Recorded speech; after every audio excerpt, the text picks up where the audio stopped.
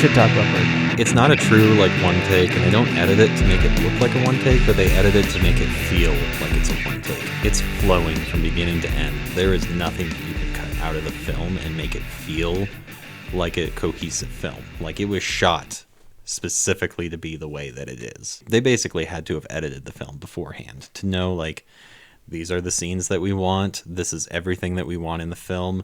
Because once they started rolling the cameras, there was no way to make that unhappen. It's baked in there. You're cutting from this one to this one because this is how the flow of the film goes.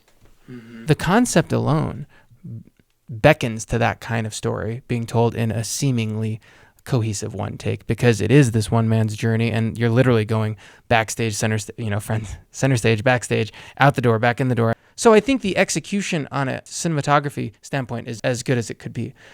But I think it's kind of a shitty story. It's an excellent film and a shitty story, because ultimately you have characters that are left without any catharsis except an illusion. So every character there is left in a worse place.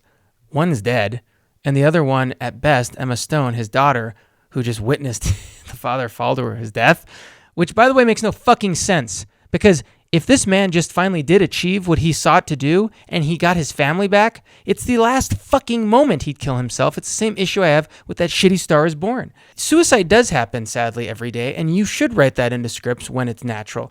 But this is just cynicism beyond logic. Her loving him with her head on his chest, the critical acclaim he always sought because he really did make a crazy-ass piece of art and he survived to tell the story. Then he kills himself. Fuck you, Birdman. It's ridiculous. It's hard to wrestle with something so well made and so poorly told. I mean, I think that your point is definitely valid in the sense that, but when you look at like a lot of actors trying to achieve the ultimate goal, like at a certain point you get discouraged, right? And a lot of them do turn cynical, and very, very cynical. And I feel that film is made for that very specific audience. It's made by that specific audience. That's the problem, because so Ed Norton does a perfect job playing that intellectual actor who is, quite frankly, more talented than the people around him. But the direction never lets him breathe any bit of humanity that isn't that. Emma Stone does a very good job at playing the jilted, detached daughter who was never really raised the way she should have been because his focus was elsewhere. But she's only that, except when she starts a spiteful fling with Ed Norton's character, another act of anger by both, right? Neither of them. Now, if they had a real spark with one another, that's totally different. No, You'd it's show a lot of humanity. anger. Huh? It's spite. It's a spite fuck. So the fact is that is poorly directed because there isn't a breath of humanity in characters at any point for any of them. I don't think they were written that two-dimensionally, and maybe they were.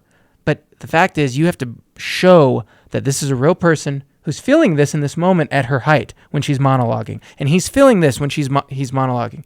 But he's not always here at every second of every scene. If he was, he'd be a fucking cartoon. That film is a cartoon. And not a very hopeful one. But it's live action. I know. It is live action. Where's the dimensionality of emotion? But when it comes to like the cinematography of that film, yeah, let's talk about the cinematography of that. Good segue. Best part of the movie. I mean, undoubtedly, the cinematography isn't necessarily led by emotion. I think that it really works the best because it is a stage play and it's built around that one location, and so it almost feels like you're flowing in and out of time.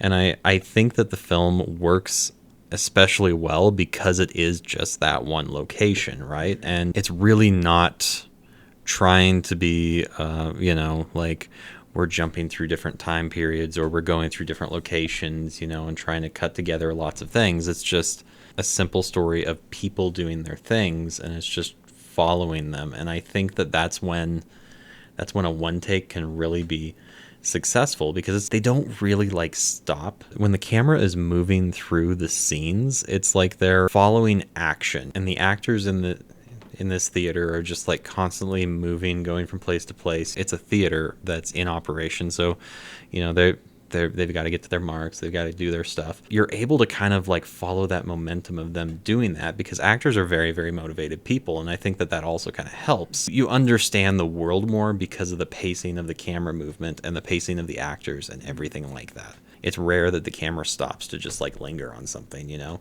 It's just constantly moving around, and you're able to kind of like get the atmosphere. And I guess that's what I'm trying to say more than anything in my very, very roundabout way, is that it's more about the atmosphere of the theater life than it is about the actual like characters necessarily.